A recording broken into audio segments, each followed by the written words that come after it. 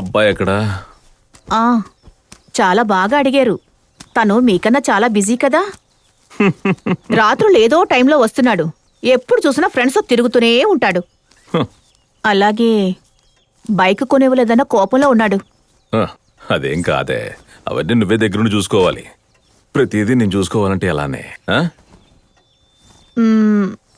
తను కూడా మీ పార్టీలో చేరాలని అనుకుంటున్నాడు. అది అన్న చూడ్డానికి సినిమానా? కార్యకర్త నుండి నాయకుడిగా ఎదగాలి.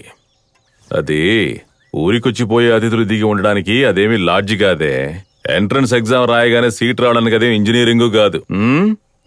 మన చుట్టూ ఉన్న ప్రతి ఒక్కడికి 190 సమస్యలున్నాయి.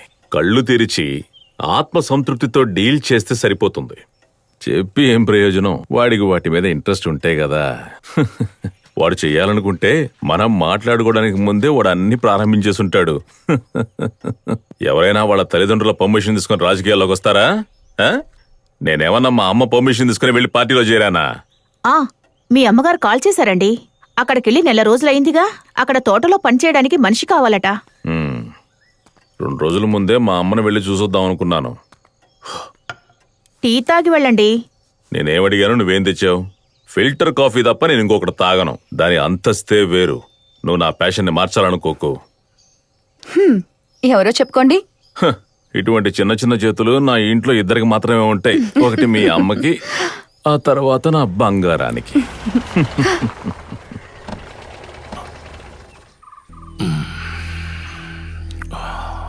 మన ప్రజలందరూ కూడా ఎంతో తెలివిగా ప్రతిదీ ఆలోచిస్తున్నారు.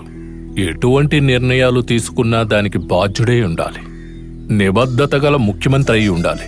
నాకంటే నిబద్ధత గల నాయకుణ్ణి మన పార్టీ సజెస్ట్ చేస్తుందని నా అభిప్రాయం. కారణం, విశ్వ, నీకంటే నిబద్ధత కలిగిన నాయకుడు ఎవ్వరూ లేరు. దీన్ని అందరూ కూడా ఆమోదయోగ్యంగా భావిస్తున్నారు. మనం ఆలోచించడానికి సమయం కూడా లేదు. కమ్యూనిస్టు పార్టీలో కమ్యూనిస్టులు అనేవారు తగ్గిపోయారన్న విషయం తెలుసుగా. అన్నిటినీ మూటకట్టి సర్దుకున్నట్టు ఒకటిగా ఉన్నా కూడా ఏ ఉపయోగం ఉండదు. ఈ కమ్యూనిస్టు పార్టీ అని చెప్పుకుంటున్నాం. ఇందులో తగినవారు ఎవరు అనంటే అందుకు నువ్వే కరెక్ట్. ఒక్కొక్కరు ఒక్కో విధంగా చెప్తున్న పేరేంటో తెలుసా? అది నీ గురించే. నువ్వు ఇంకా ఆలోచించకూడదు. నువ్వు ఈ నిర్ణయానికి కట్టుబడి ఉండాలి. ఇది పార్టీ తీర్మానం. మిత్రమా, మీరే ముఖ్యమంత్రి పదవిని అధిష్ఠించాలని ప్రజలందరూ భావిస్తున్నారు. ఉన్నట్టుండి అది జరగలేదనుకోండి. పైగా చివరి నిమిషంలో మొండి చేయి చూపించారని అది పత్రికల్లో కూడా రావచ్చు. మరి మిత్రమా, మీ మీద ఉంచుకున్న నమ్మకం వేరే ఎవరి మీద ఉంటుంది? నాకు నీ మీద నమ్మకం ఉంది. ఇక జనాల గురించి కూడా మనం ఆలోచించాలి.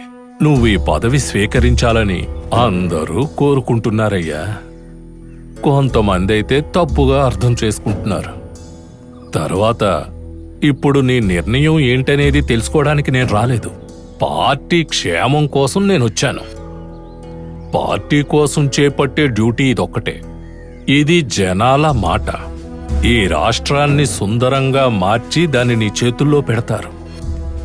నీకిక కోపం, ఆవేశం అవసరం ఉండదు. నువ్వు ఇప్పుడు బాధ్యత గల అధికారివి. పుట్టుకతో వచ్చిన గుణాన్ని మార్చగలమా మిత్రమా? మార్చగలం.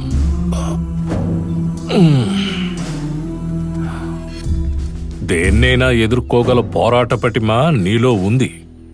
నువ్వు తల దించుకోవాల్సిన అవసరం ఉండదయ్యా. తల ఎత్తుకొని అన్నిటినీ పరిష్కరించాలి. నిన్ను కాపాడుకోవలసిన బాధ్యత ఈ పార్టీకి ఉందయ్యా. ఎవరి మనసును గాయపరచాలన్న ఉద్దేశం అసలు నీకుండదు. పెద్ద పెద్ద వాళ్ళందరూ రాబోతున్నారు. వాళ్ళని రానివ్వండి, నేను ఒక్కడనే చూసుకుంటాను. ఇప్పుడు మనం ఎన్నో విషయాలని పరిష్కరించాలి. మన రాష్ట్రాన్ని మనం కాపాడుకోవాలి. ఇక్కడ పరిష్కరించాల్సిన విషయాలు చాలా ఉన్నాయి. అది వేగంగా చేయాలి. సర్వసాధారణమైన మనుషుల్ని కాపాడడానికి సమయం ఇదేనయ్యా.